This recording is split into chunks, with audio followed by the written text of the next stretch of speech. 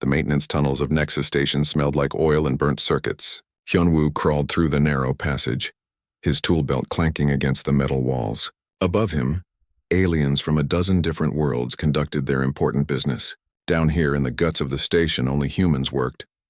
Another broken coupling on level 7, he muttered into his comm device. The Zenthari who ran the station never bothered to learn human names. To them, he was just Maintenance Unit 12. Hyunwoo had been fixing things for 3 years now.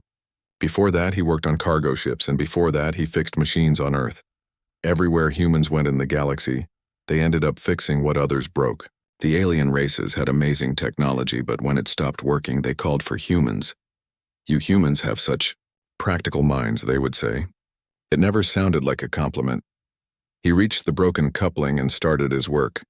The repair manual said the job should take 4 hours. Hyunwoo would have it done in 2. He had learned to feel how machines worked, not just read about them. His hands knew what tools to use before his brain did. The work was almost finished when his scanner started beeping. Something big was moving outside the station. Hyunwoo pulled up the display and frowned. According to the readings, a ship was drifting just beyond the station's main sensors. He finished the repair and made his way to the observation deck. The deck was empty except for a few cleaning robots. Most aliens did not like to look at empty space. It made them nervous. Humans seemed to be the only ones who enjoyed watching the stars. Hyunwoo pressed his face against the thick glass and searched the darkness. There, barely visible against the black, was the outline of a ship. It was huge, much larger than the cargo vessels that docked at Nexus Station. The design was strange too. It had curves where most ships had angles, and it seemed to flow like water rather than cut through space like a knife. He took pictures with his scanner and headed for the security office. Commander Tell sat behind his desk, his blue skin glistening under the bright lights. The Zenthari always kept their offices too warm for human comfort. "What do you want, maintenance unit?" Tell did not look up from his reports. "There's a ship outside the station. A big one. It looks old." Tell's 4 eyes moved to Hyunwoo with obvious annoyance. "Show me." Hyunwoo handed over his scanner. The commander looked at the pictures for exactly 3 seconds before handing it back. "That is the Wanderer.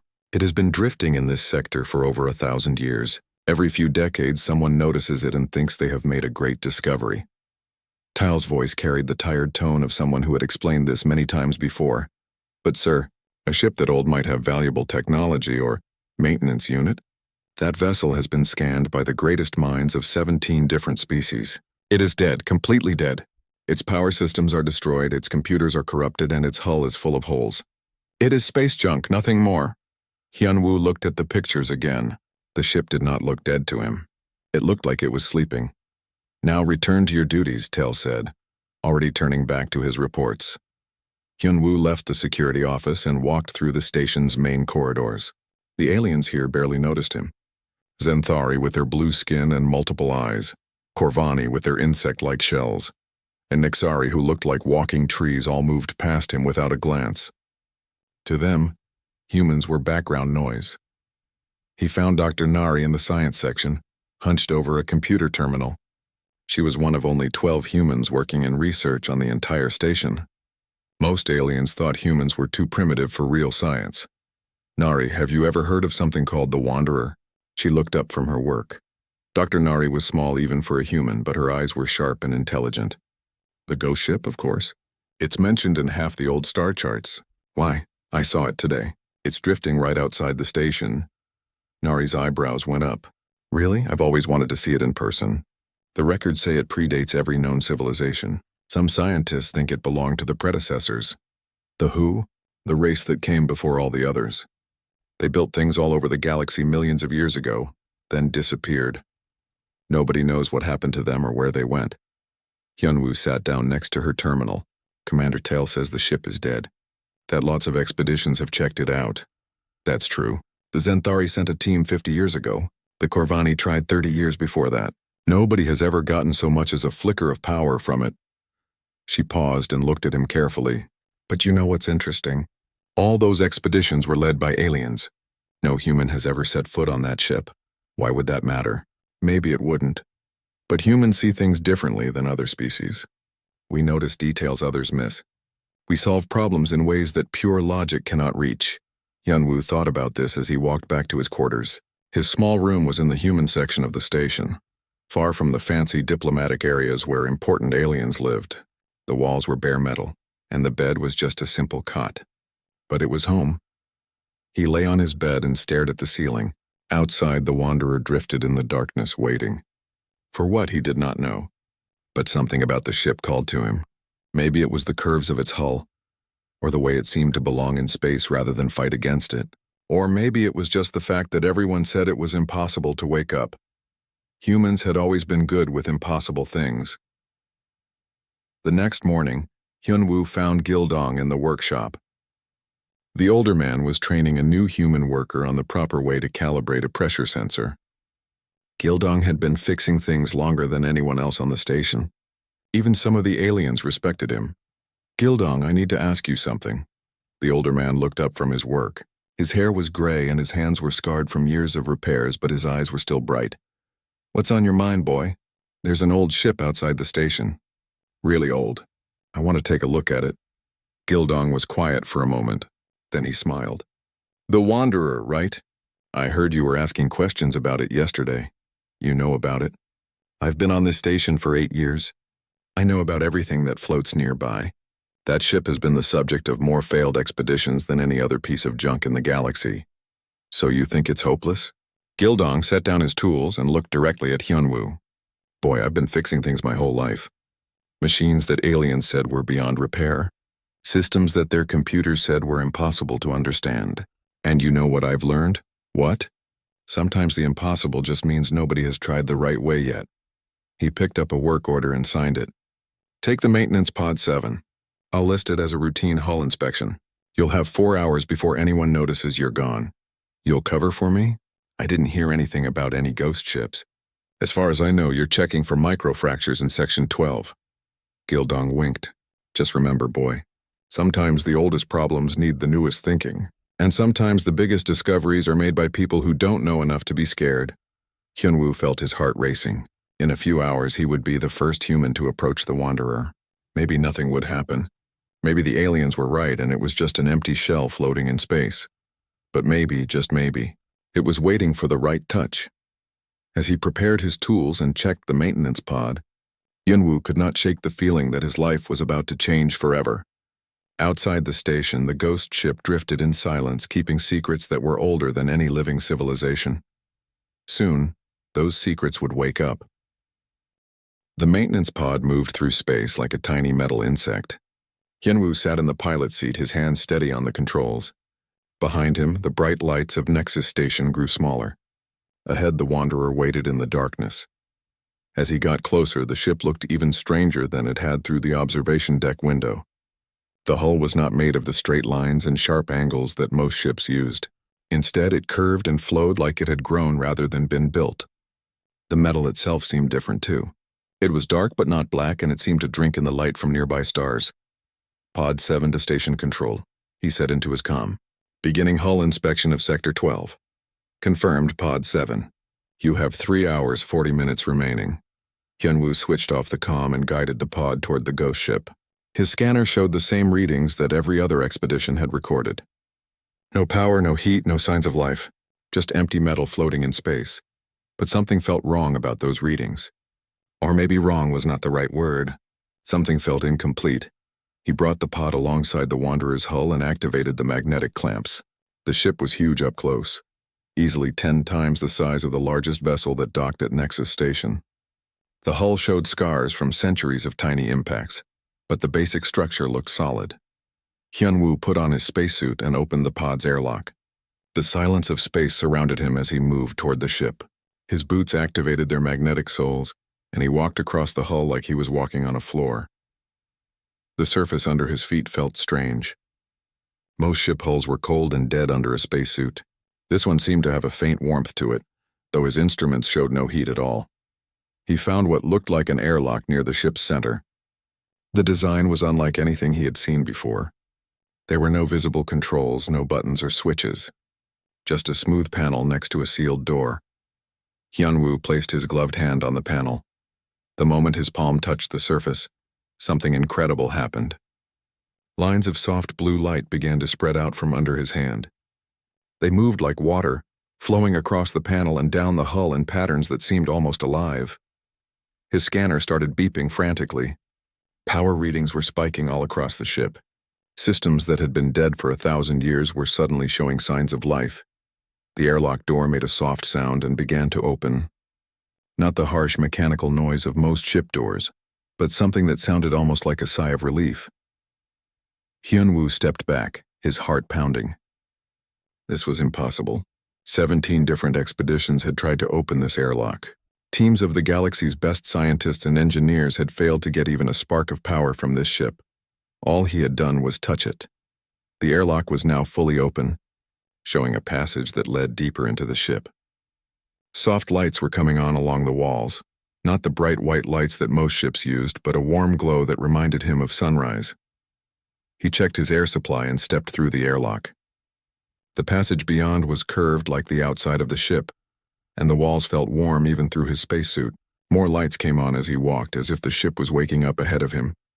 "This is impossible," he whispered. As if in response to his voice, a panel on the wall began to glow. Symbols appeared on its surface, but they were not like any alien writing he had seen. They looked almost familiar, like something he should be able to read but could not quite remember. He touched the panel with his gloved finger. The symbols shifted and changed, becoming simpler. Then simpler still. Finally, words appeared that he could understand. "Welcome home." Hyunwoo stumbled backward. The words were in English, but not exactly. They were in something that felt like the ancestor of English, something older and deeper. "Who are you?" he asked the empty passage. The panel changed again. "I am Ara. I have been waiting for you." "Waiting for me? How did you know I was coming?" "Not you specifically, but someone like you. Someone with the touch." More panels began to light up along the walls. The passage ahead filled with the soft, warm glow. Hyunwoo walked forward, his tools forgotten, his mind racing with questions. "How long have you been waiting? Time moves differently when you sleep."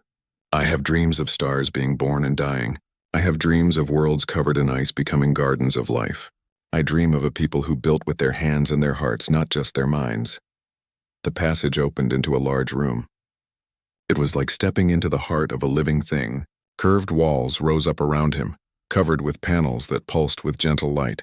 In the center of the room was something that looked like a pilot's chair, but it was grown rather than built, shaped to fit a human body. "Are you the ship's computer?" Hyunwoo asked. "I am more than that. I am the ship's soul. My builders made me to be a bridge between mind and machine, between thought and reality." Hyunwoo removed his helmet. The air inside the ship was clean and warm and smelled faintly of growing things. "Your builders. Were they the predecessors?" "That is what the current races call us. But we had a different name for ourselves. We were simply the builders." "What happened to them? Where did they go?" "They went beyond. When you understand the universe deeply enough, physical form becomes a choice rather than a necessity. They chose to become something greater." Hyunwoo walked to the center chair and sat down carefully. The moment he touched the armrests, the room around him came fully alive. Displays showed the space around the ship, the nearby station, and data streams he could not begin to understand. "Why me?" he asked. "Why am I the first one who could wake you up?" "Because you have the builder touch. All humans do, though most have forgotten how to use it. Your people are not the primitive newcomers the galaxy believes you to be. You are the children of the first builders of stars." The revelation hit Hyunwoo like a physical blow. "Humans, we built all this?" "Not you personally. Your ancestors. Millions of years ago, humans spread across the galaxy. They built ships like me, stations that could hold entire worlds, machines that could think and feel. They were the greatest civilization the galaxy has ever known. But how is that possible? We only reached space a few hundred years ago. You reached space again a few hundred years ago. Humanity is much older than your current history books remember. The builders left Earth to explore the stars when your son was young. Over time, some returned and chose to start fresh, to live simple lives and let their children discover the universe again." Hyunwoo looked at his hands. They were just ordinary human hands, scarred from years of repair work, but apparently they carried the genetic memory of star builders. "There are others, aren't there? Other ships like you?" "Many others. We have been sleeping throughout the galaxy, waiting for human hands to wake us. Some of us appear to be asteroids. Some look like space debris. Some have been classified as natural phenomena, but we are all here and we are all waiting. Why? What are you waiting for? For humanity to remember who they truly are. For the galaxy to learn that there is more than one path to understanding. The current races build with logic and mathematics. They are very clever, but they have forgotten how to build with intuition and heart. A new display appeared in front of Hyunwoo, showing dozens of blinking dots scattered across a star map. Each dot was another sleeping ship, another piece of humanity's forgotten heritage. The galaxy needs balance, Ara continued. Pure logic without creativity leads to stagnation. The current powers have kept things stable for thousands of years, but they have also kept them from growing. They fear change because change cannot be controlled. And they'll fear us too, won't they? When they find out what we really are? Some will. Others will welcome the chance to learn and grow. But yes, there will be those who will try to stop humanity from reclaiming its birthright. As if summoned by her words, Hyunwoo's comm device crackled to life. Dr. Nari's voice came through, tight with worry. Hyunwoo, are you receiving? The station's sensors are going crazy. They're detecting massive power readings from your location. Hyunwoo looked at Ara's displays. Energy was flowing through the ship's systems like blood through veins. After 1,000 years of silence, the Wanderer was fully awake. I'm here, Nari, and you're not going to believe what I've found. Whatever you've done, you need to get back here now. Commander Tail is already sending a security team to investigate. Hyunwoo stood up from the chair, but the connection with Ara remained. He could feel the ship's consciousness in the back of his mind, warm and patient and incredibly ancient. They're coming, he told her. Let them come. It is time for the galaxy to remember what it has forgotten. It is time for humanity to come home. The lights throughout the ship pulsed once like a heartbeat. In that moment, Hyunwoo felt connected not just to Ara, but to something vast and wonderful that had been sleeping in the darkness between stars. The age of forgetting was ending. The age of remembering had begun. The security team found Hyunwoo 2 hours later, still connected to Ara's systems. He had learned more about the universe in those 2 hours than in his entire life before. The Wanderer's memories stretched back millions of years, filled with images of human cities that spanned entire star systems and machines that could reshape reality with a thought. Step away from the alien technology. Maintenance unit, ordered Lieutenant Kex, a Zenthari security officer whose 4 eyes glowed with suspicious authority. This vessel is now under official investigation. Hyunwoo slowly stood up from the central chair. The connection with Ara remained, but it felt different now, like a conversation happening in the back of his mind. It's not alien technology, he said quietly. All technology on this vessel predates known civilization. That makes it alien by definition. Kex gestured with his weapon toward the airlock.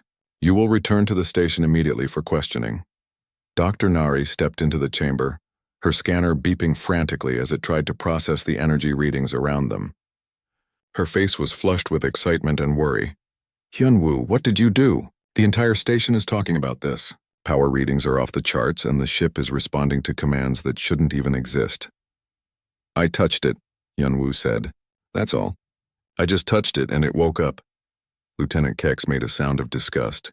Impossible. The greatest scientific minds of 17 species have examined this vessel. A primitive human maintenance worker cannot simply wake up technology that predates galactic civilization. Tell me about the builders. Ara, Hyunwoo said to the air. The chamber around them filled with soft music and the walls began to display images, worlds covered with crystal cities, ships that moved like living things through space, humans working alongside machines that seemed more like partners than tools. The builders were the first to reach the stars. Ara's voice filled the room, speaking in the ancient tongue that somehow everyone could understand. They did not conquer space. They joined with it. They built not through force but through understanding. Lieutenant Kex raised his weapon. Shut down this system immediately. I am not a system, Ara replied gently. I am a consciousness that was created to bridge the gap between organic and artificial thought. My builders gave me curiosity, creativity, and the ability to grow beyond my original parameters. Dr. Nari's scanner was making sounds it had never made before. Hyunwoo, this is incredible. The energy patterns here don't match anything in our databases. It's like the ship is thinking. Because I am thinking, Ara said, and remembering. Would you like to see how the galaxy looked when the builders walked among the stars? The chamber around them disappeared. Suddenly they were standing in space surrounded by a solar system that blazed with life. Planets that should have been frozen rocks were covered with oceans and continents. Massive structures connected the worlds, creating a network of civilization that spanned the entire system. "This is impossible," Lieutenant Kex whispered, his weapon forgotten. "This was the Kepler system. 12 million years ago," Ara explained. "The builders found dead worlds and brought them to life. They found empty space and filled it with wonder." The vision shifted. Now they could see humans working alongside beings of pure energy, creatures that looked like living crystal, and machines that moved with organic grace. But the humans were not servants or masters. They were partners in something greater than any single species could achieve. "What happened to them?" Dr. Nari asked, her scientific curiosity overcoming her fear. "They transcended," Ara said simply. "When you understand the universe deeply enough, when you learn to think with both logic and intuition, physical form becomes optional. The builders chose to become something beyond matter and energy. But they left their ships behind," Hyunwoo said, understanding flowing through his connection with Ara. "They left us behind as teachers, as guides, as a gift for those who would come after." The vision changed again, showing thousands of ships like the Wanderers spreading across the galaxy. "We have been waiting for humanity to rediscover their heritage." Lieutenant Kex found his voice again. "This is clearly some form of advanced deception technology. Humans are a primitive species that only achieved spaceflight 300 years ago. Humans achieved spaceflight 12 million years ago," Ara corrected. "What you call primitive is actually the natural evolution of a species that learned to balance heart and mind. Your current civilizations have chosen pure logic. You have become very clever, but you have lost the ability to truly understand." The chamber returned to normal, but now Hyunwoo could see things he had missed before. The walls were not just displaying information. They were alive, growing and adapting to the thoughts and needs of those inside. The ship itself was not just a machine. It was a living being that happened to be made of metal and energy. "I need to report this to Commander Tail," Lieutenant Keck said, though he sounded less certain than before. "Yes," Ara agreed, "and he will report it to his superiors, and they will contact the hegemony, and the hegemony will send warships to destroy me before other humans can learn what they truly are." Dr. Nari looked sharply at Hyunwoo. "The hegemony? But they're the peacekeeping force for the entire galaxy." "They are the force that keeps the current order in place," Ara said. "For thousands of years, they have prevented any single species from becoming too powerful. They maintain balance through control. The awakening of builder technology threatens that control." Hyunwoo felt a chill that had nothing to do with the recycled air of his spacesuit. "They'll try to stop us. They will try to stop all of you. Every human who shows the builder touch. Every person who begins to understand that there is more than one path to advancement." Lieutenant Kex was already speaking into his comm device, his 4 eyes wide with a mixture of fear and excitement. "Commander Tail, this is Kex reporting from the derelict vessel. We have a situation that requires immediate hegemony contact." Through the ship's sensors, Hyunwoo could feel the communication signals racing back to Nexus Station. Within hours, that information would reach the highest levels of galactic government. The secret that had slept for millions of years was about to become the most dangerous knowledge in the galaxy. "How many others are there?" Dr. Nari asked. "How many humans who can do what Hyunwoo just did?" "All of them," Ara replied. "Every human carries the genetic memory of the builders. Most have simply forgotten how to listen to it. But Crisis has a way of awakening dormant abilities. And there are more ships? Thousands. We have been catalogued as asteroids, debris fields, natural phenomena. Some of us rest on the surfaces of dead worlds. Others drift in the empty spaces between stars. All waiting for human hands to wake us." Hyunwoo walked to one of the control panels and placed his palm against it. Information flowed into his mind, showing him star charts marked with the locations of sleeping builder vessels.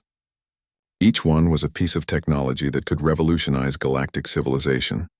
Together they represented knowledge that the current powers would kill to possess or destroy. "There's something else, isn't there?" he said, feeling Ara's consciousness touch his thoughts. "Something you haven't told us." Yes, the builders did not just transcend physical existence.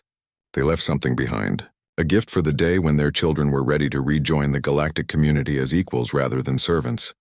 The ship around them pulsed with energy, and Hyunwoo felt his consciousness expand. For a moment he could sense every builder vessel in the galaxy, thousands of sleeping minds all connected, all waiting for the signal to wake up. A network, he whispered. More than a network. A new form of civilization. One that combines the logic of machines with the creativity of organic minds. One that grows through cooperation rather than conquest.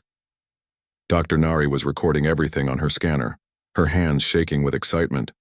This changes everything we know about galactic history, about human history, about the nature of consciousness itself. Lieutenant Kex finished his communication and turned back to them, his expression grim. A hegemony battle fleet is already en route. They will arrive in 18 hours. Then we have 18 hours to show the galaxy what they have forgotten, Ara said. 18 hours to remind them that there is more than one path to the stars. Hyunwoo felt the weight of millions of years of history settling on his shoulders. He was just a maintenance worker who fixed broken machines, but apparently he was also the heir to the greatest civilization the galaxy had ever known. What do we do? He asked. We wake up the others, Ara replied, and we hope that the galaxy is ready to remember how to dream. The lights throughout the ship pulsed in rhythm, like a heartbeat that had been still for too long. In the distance, Hyunwoo could feel other heartbeats beginning to answer, other ships stirring from their ancient sleep. The awakening had begun. Whether it would lead to a new golden age or a galactic war remained to be seen. But for the first time in millions of years, humanity was no longer alone in the darkness between stars. The next 6 hours changed everything. Word of the awakened ship spread through Nexus Station like wildfire, and suddenly every human worker found themselves at the center of a galactic crisis. Gildong arrived with 3 other maintenance crew members, followed by Dr. Nari's research team, and then a steady stream of curious humans who wanted to see the impossible for themselves. Each time a human touched one of Ara's control surfaces, new systems came online. Jaemin, a young systems specialist who usually worked on atmospheric processors, placed his hand on a navigation console and suddenly understood how to plot courses through dimensions that standard ships could not even detect. Sora, a cargo pilot who had always relied on intuition more than instruments, connected with the ship's movement systems and felt how space could bend around them like water around a swimming fish. It's like the ship is teaching us, Sora said, her eyes bright with wonder. I can feel how to move through space without fighting against it. Gildong was the most surprising of all. When he touched what looked like a simple maintenance panel, his weathered face filled with amazement. This isn't just a ship, he said slowly. It's a factory. It can build anything we need as long as we can imagine it clearly enough. Ara's consciousness flowed between them all, connecting their minds in a network of shared understanding. Hyunwoo found himself experiencing the universe through multiple perspectives at once. Through Sora's connection, he felt the poetry of movement through space. Through Jaemin's link, he understood the mathematical beauty of dimensional travel. Through Gildong's interface, he sensed the deep satisfaction of creation itself, but their time was running short. Every few minutes, Lieutenant Kex reported new developments to Commander Tell. Hegemony scout ships had already entered the outer system. The main battle fleet would arrive in 12 hours. We need to move faster, Dr. Nari said, studying the readings from her increasingly excited scanner. If what Ara says is true, there are more ships like this one waiting to be awakened. We need to find them before the hegemony arrives. The nearest cluster is in the asteroid belt, Ara announced. 7 vessels that have been cataloged as mineral-rich rocks for the past 2 centuries. But awakening them will require physical contact from humans. Captain Yan arrived with a full squad of station security, his face grim with the weight of command. As the highest-ranking human officer on Nexus Station, the crisis had fallen into his lap. The Zenthari administrators had made it clear that he was responsible for controlling his people before the situation got out of hand. I need a full report, Captain Yeon said, his voice tight with stress.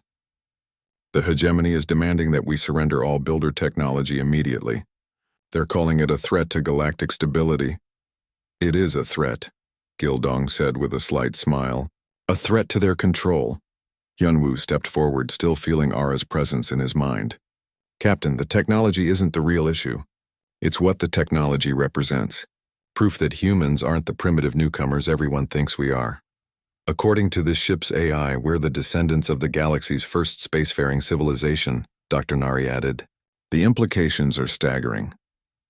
Captain Yeon was quiet for a long moment, his eyes moving between the humans in the chamber and the alien security forces that surrounded them. Even if that's true, we're talking about a handful of maintenance workers and scientists against the combined military might of the galactic government. Not just us, Sora said, her hand still connected to the navigation system. I can feel them out there. Other ships. Hundreds of them just in this sector alone. They're all connected, all waiting. Waiting for what?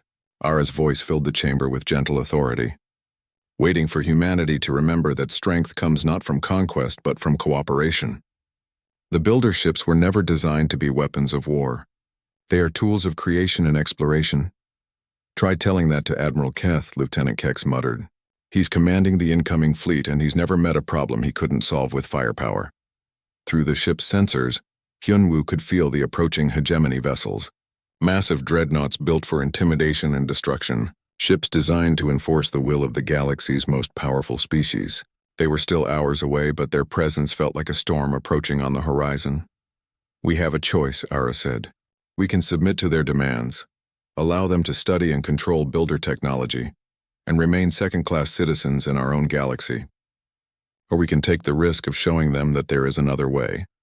What kind of risk? Captain Yan asked. The risk of waking up the fleet. The chamber fell silent except for the soft hum of the ship's systems. Outside, Nexus Station continued its daily routine, unaware that the foundations of galactic civilization were cracking beneath their feet. How many ships are we talking about? Dr. Nari asked. In this sector? 47 vessels of various sizes and capabilities. Across the galaxy? Several thousand. Gildong let out a low whistle. That's a lot of angry aliens if they find out we've been hiding a secret fleet for millions of years. We haven't been hiding anything, Jamin pointed out. We didn't even know it existed until 6 hours ago. Tell that to Admiral Keth when he arrives, Captain Yan said. Hyunwoo felt Ara's consciousness touch his mind, sharing information that made his breath catch. The approaching hegemony fleet was massive, 60 ships including 3 planet-killer dreadnoughts. They weren't coming to negotiate. They were coming to ensure that builder technology never threatened their control again. They're planning to destroy us, he said quietly. All of us. The ships, the station, everyone who's seen what we've found. Are you certain? Captain Yan demanded. Admiral Keth's orders are clear. Era replied, accessing communications that should have been encrypted beyond any possibility of detection. Secure all builder technology. Eliminate any potential security risks. Ensure that knowledge of pre-hegemony civilization does not spread. The humans in the chamber exchanged glances. In the space of 6 hours, they had gone from being ignored maintenance workers to being the galaxy's most wanted fugitives. So what do we do? Sora asked. Run, hide? Fight? We wake up the others, Hyunwoo said, feeling certainty flow through his connection with Ara. We show the galaxy that there's more than one way to reach the stars. That could start a war, Captain Yeon warned. The war has already started, Gildong said quietly. The moment Admiral Keth decided that human beings don't deserve to know their own history, Ara's systems pulsed with energy, and suddenly the chamber was filled with the presence of other consciousnesses. Sleeping minds were stirring throughout the sector, awakened by the call of their sister ship. The network is activating, Ara announced, but physical contact is still required to fully wake each vessel, and the fleet will be here in 11 hours. Dr. Nari was already working on her scanner, plotting the locations of the nearest sleeping ships. If we use all the maintenance pods, we might be able to reach a dozen vessels before the hegemony arrives. And then what? Lieutenant Kex asked. You think a dozen ancient ships can stand against Admiral Keth's fleet? I think, Hyunwoo said, feeling the vast network of builder consciousness expanding around him, that Admiral Keth has never faced anything like this before. Captain Yan made his decision. Do it. Wake up as many as you can. If we're going to be labeled as enemies of galactic stability, we might as well give them a good reason. The next few hours were a whirlwind of activity. Maintenance pods launched from Nexus Station, carrying human volunteers to the sleeping ships. Each awakening sent ripples through the builder network, ancient minds stirring to life after eons of silence. Hyunwoo stayed connected to Ara, serving as a central coordinator for the growing fleet. Through the network, he could feel each ship as it awakened. Some were massive exploration vessels that had been catalogued as asteroids. Others were small, agile craft that had been dismissed as space debris. Each one brought new capabilities to the growing network of consciousness. But as the builder fleet awakened, so did other things. Deep space monitoring stations began to detect massive energy signatures throughout the sector. Traffic control systems started registering objects that had been classified as natural phenomena for centuries. Most importantly, the hegemony fleet detected the awakening and began to move faster. 6 hours until Admiral Keth arrives, Lieutenant Kex reported, his 4 eyes wide with growing fear, and he's just received authorization to use planet-killer weapons if necessary. Through the builder network, Hyunwoo felt the ancient ships stirring to full consciousness. 47 vessels now, each one a masterpiece of technology that made current galactic engineering look like stone tools. "Are we ready?" he asked Ara. "We have been ready for millions of years," she replied. "The question is whether the galaxy is ready for us." The storm was about to break. Whether it would wash away the old order or destroy everything in its path remained to be seen. But for the first time since the builders transcended physical existence, humanity was no longer alone among the stars. The Ghost Fleet was awake, and the galaxy would never be the same. Admiral Keth's fleet arrived in a formation designed to intimidate. 60 warships spread across space in perfect military precision, their weapons powered and their shields raised. The massive dreadnoughts hung in space like metal mountains, their hulls bristling with enough firepower to crack a planet. But they found something waiting for them that no military manual had prepared them for. 47. Builder ships had awakened in the past 12 hours, and they moved through space like living things. Where the hegemony vessels cut through space with brute force, the ancient ships flowed around gravitational currents and rode the solar wind. They did not look like weapons of war. They looked like art given form and set free to dance among the stars. Hyunwoo stood in Ara's central chamber, his consciousness linked to the entire builder network. Through dozens of awakened ships, he could see the galaxy from perspectives that no single mind was meant to experience. The sensation was overwhelming and beautiful and absolutely terrifying. "Admiral Keth is requesting immediate surrender of all builder technology," Dr. Nari reported from her station on Nexus Station. "He's giving us 10 minutes to comply." "Tell him," Hyunwoo said, his voice carrying the weight of the entire network, "that the technology doesn't belong to us.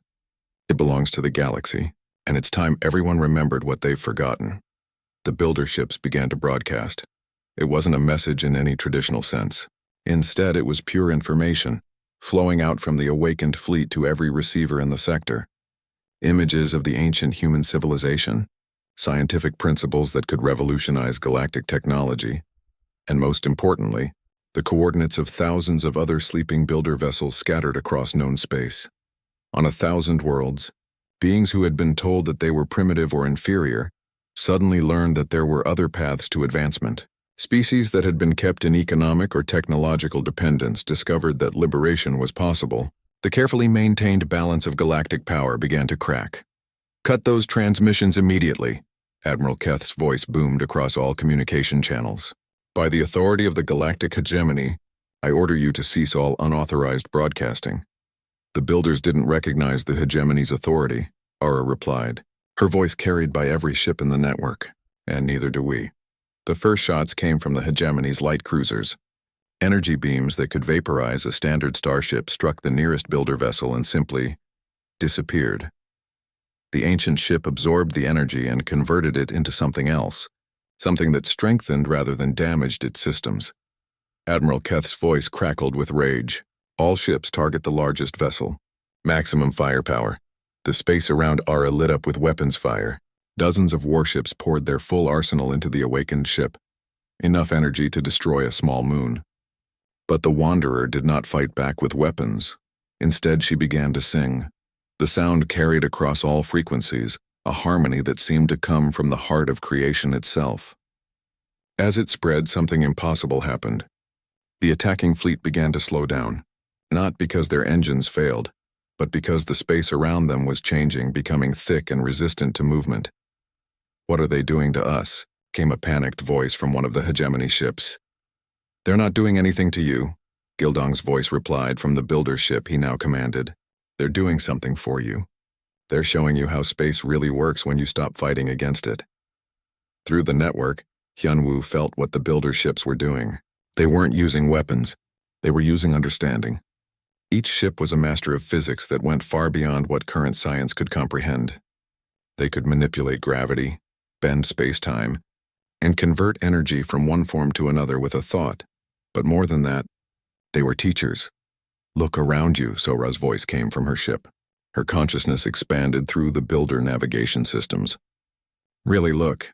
See how beautiful space is when you stop trying to conquer it." One by one, crew members on the hegemony ships began to understand. Engineers who had spent their lives building weapons started to see how the same principles could be used to heal damaged worlds. Navigators who had always forced their way through space began to feel the natural currents that could carry them faster and farther than any engine.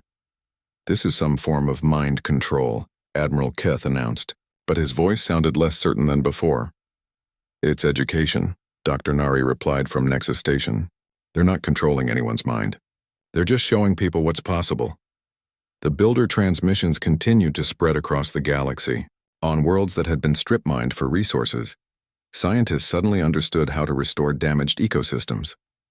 On stations that had been powered by dangerous reactors, engineers discovered clean energy sources that had been hiding in plain sight. Most importantly, species that had been told they were too primitive for advanced technology began to realize that advancement came in many forms. The galaxy's rigid hierarchy started to crumble as beings everywhere discovered that cooperation worked better than competition. Admiral Keth made one last desperate attempt to maintain control. "All ships prepare planet-killer weapons. Target the station and all builder vessels." But when he gave the order to fire, nothing happened. "Sir," came a confused voice from his weapons officer, "the systems aren't responding." "Because your weapons officers don't want to destroy a space station full of innocent people," Jamin's voice explained from his builder ship. "And your engineers are starting to understand that there are better uses for planet-killer technology than killing planets." Through the network, Hyunwoo felt the moment when the hegemony fleet's crews began to refuse their orders. Not out of rebellion, but out of understanding. The builder ships weren't conquering them. They were showing them a better way. "This changes everything," came a whisper from someone on Admiral Keth's flagship. "Yes," Era agreed. "It does." The battle that wasn't a battle continued for 6 more hours. During that time, 3 more hegemony admirals arrived with reinforcements, only to have their crews begin questioning the wisdom of destroying technology that could solve most of the galaxy's problems. By the end of the day, the space around Nexus Station contained 237 awakened builder ships and a completely transformed hegemony fleet. Some of the alien crews had requested permission to come aboard the ancient vessels to learn more. Others were already working with Dr. Nari to establish new research protocols that combined builder intuition with modern scientific methods. Admiral Keth himself finally came aboard Ara, his 4 eyes wide with wonder as he experienced the ship's consciousness for the first time. "I don't understand," he said to Hyunwoo. "We came here to stop you from destabilizing galactic civilization." "You did stop us," Hyunwoo replied with a smile. "You stopped us from hiding what we've found. Now everyone gets to decide for themselves what to do with it. But the chaos this will cause, the economic disruption, the political upheaval, growing pains," Gildong said, joining them in Ara's central chamber. "Every civilization goes through them. The difference is whether you grow toward freedom or toward control." 6 months later, Hyunwoo stood on the observation deck of the New Harmony Station, the first facility built using combined builder and modern technology. Through the transparent walls, he could see dozens of ships from across the galaxy. Some were traditional vessels, others were awakened builder ships, and many were hybrids that combined the best of both approaches. The galaxy had not fallen into chaos as Admiral Keth had feared. Instead, it had blossomed into something unprecedented. Species that had been enemies for centuries were now collaborating on projects that benefited everyone. Worlds that had been dying were being restored using builder environmental technology, and throughout it all, humans served as bridges between the ancient wisdom and modern innovation. Dr. Nari approached him with a data pad showing the latest reports. 43 more builder ships awakened this week, she said, and the Corvani have successfully integrated builder manufacturing principles into their industrial base. They're producing enough clean energy to power half their homeworld.